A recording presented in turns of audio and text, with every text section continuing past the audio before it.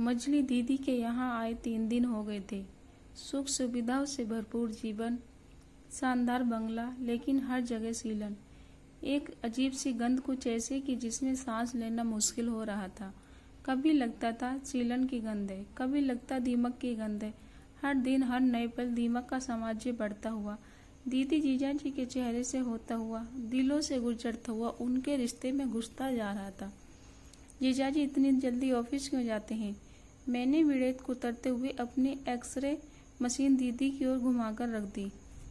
हाँ, दीदी का संक्षिप्त जवाब जो बात को आगे न बढ़ा सके। आते भी देर से हैं हमेशा, या आजकल ही। मैं आज पीछे हटने वाले नहीं थी, हमेशा कहीं दूर देखते हुए एक और छोटा सा जवाब।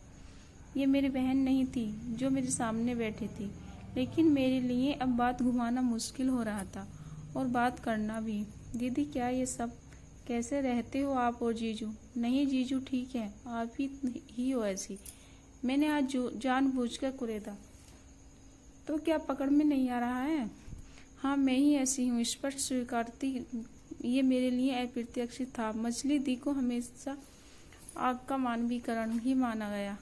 तेज तर्रार प्रभा बुद्धि की स्वाभावी, आत्मनिर्भर, और आज ये आत्मसमर्पण की मुद्दा में 1, 3 और बच्चा था मेरे पास। वो भी चला कर देखना चाहिए। सच में आप ही हो ऐसी, तभी ऐसी मनहूसियत फैली रहती है घर में। बड़ी दीदी के यहाँ का माहौल अलग है, सब कुछ महकता चहकता, कितना हंसी मजाक चलता रहता है दोनों के बीच। वहाँ मेरा ज्यादा मन लगता है। आखिर पंक्ति बोलते हुए मुझे लगा बात जाने की जिद में दीदी का मन तो नहीं दुखा गई मैं। सही कह रही हो छोटी, दीदी के यहाँ माहौल अलग है। जीजा जी बहुत प्यार करते हैं दीदी को। ये बात कहते हुए दीदी ने एक घूंट भरा। चाय की भाप उनकी आंखों में उतर गई थी। मुझे नहीं बताओगी? मैंने उनका हाथ पकड़ लिया। प्यार वाली बात कहाँ से आ गई? आपको भी तो जीजू नहीं रे? दीदी ने मेरा हाथ सहलाते हुए कहा। ये मुझे प्यार नहीं करते।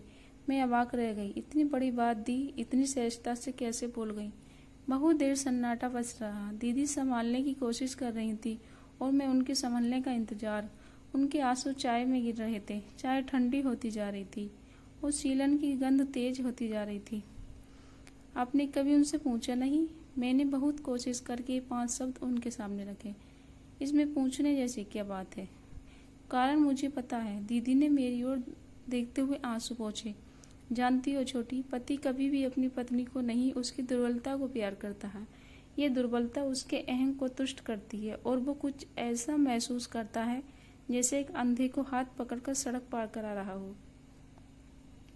मैंने झटके से हाथ पीछे खींच लिया। ये नहीं हो सकता, ऐसा हो ही नहीं सकता दी। ये सब फालतू बातें हैं। आप मुझे गोल गोल घुमा रही हो। ये सच है छोटी। एक उदास मुस्कान दीदी के चेहरे पर फैल गई। तुम बड़ी दीदी की बात कर रही थी न? दीदी का डर ही उनके रिश्ते को मजबूर बनाए हुए है। हर बात में मैं ये नहीं कर सकती, मैं वहाँ अकेले नहीं जा सकती। अब बताइए न, ये कैसे होगा? मैं से बस का नहीं। यही वो कमजोरी है जो जीजा जी को अंदर बैठे पुरुष को संतुष्ट करती रहती है और सब कुछ अच्छा चलता रहता है। तुमने सुना नहीं, जब भी सब लोग इकट्ठा होते हैं जीजा जी अपनी उपलब्धियां वाली फाइल खोल कर बैठ जाते हैं। बीए करके आई थी, हमने एमए कराया, या फिर कार चलाने में हाथ पैर कांपते थे, इसके हमने खूब प्रैक्टिस कराई। एक पुरुष अपनी स्त्री को अपने ऊपर निर्भय, डरी हुई अपाहिज रूप में ही स्वीकार कर पाता है, प्यार कर पाता है। और अगर स्त्री अपाहिज नहीं है तो दीदी की आवाज़ कांपने लगी थी। मैंने उनका हाथ कसकर पकड़कर गिर लिया। मगर स्त्री अपाहिज नहीं है तो? मैंने अपने स्वर में भी कंपन महसूस किया। तो वो बहुत जल्दी ऑफिस जाता है और बहुत देर से घर आता है। दीदी पथराई आंखों से मुझे देखते हुए बोली। और मैं समझ नहीं आता कि पूरे घर में गंध सीलन की है या दीमक की। वीडियो पसंद आए तो लाइक, यार दोस्तों में शेयर कीजिए और हर रोज एक नई कहानी पढ़ने के लिए चैनल को सब्सक्राइब कीजिएगा। धन्यवाद।